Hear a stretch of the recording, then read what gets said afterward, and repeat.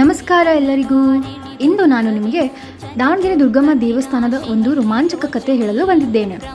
ಈ ಕಥೆ ಕೇಳಿದರೆ ನಿಮಗೆ ನಿಜವಾಗಿಯೂ ಆಶ್ಚರ್ಯವಾಗುತ್ತದೆ, ಏಕೆಂದರೆ ಇದು ಒಬ್ಬ ಸರಳ ಬಳೆ ಮಾರುವ ವ್ಯಕ್ತಿಯ ಜೀವನದ ಬಗ್ಗೆ ಕುರಿತು. ಒಂದು ರಾತ್ರಿ ಎಲ್ಲ ಬದಲಾಯಿತೆಂದರೆ ನೀವು ನಂಬ್ತೀರಾ?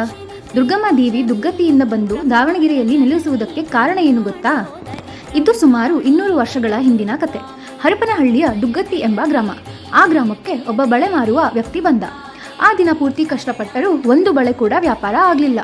ಇವತ್ತು ಯಾರು ಕೂಡ ಬಳೆ ಖರೀದಿಸುತ್ತಿಲ್ಲ ಎಂದು ಯೋಚಿಸುತ್ತಿದ್ದನು. ಮುಂದಿನ ದಿನ ಸ್ವಲ್ಪ ಆಸೆಯಿಂದ ಹೊರಟನು.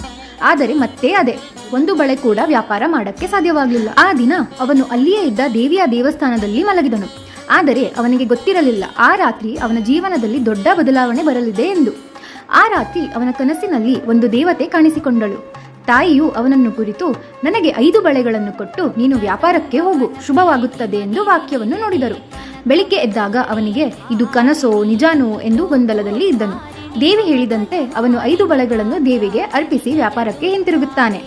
ದಾಗಿದ ಮೇಲೆ ಏನಾಯಿತು ಗೊತ್ತಾ? ಅವನ ಜೀವನ ಸಂಪೂರ್ಣವಾಗಿ ಹೇಗೆ ಬದಲಾಯಿತು ಅಂತ ತಿಳಿಯೋದಕ್ಕೆ ಮುಂದಿನ ಭಾಗ ತಪ್ಪದೆ ನೋಡಿ.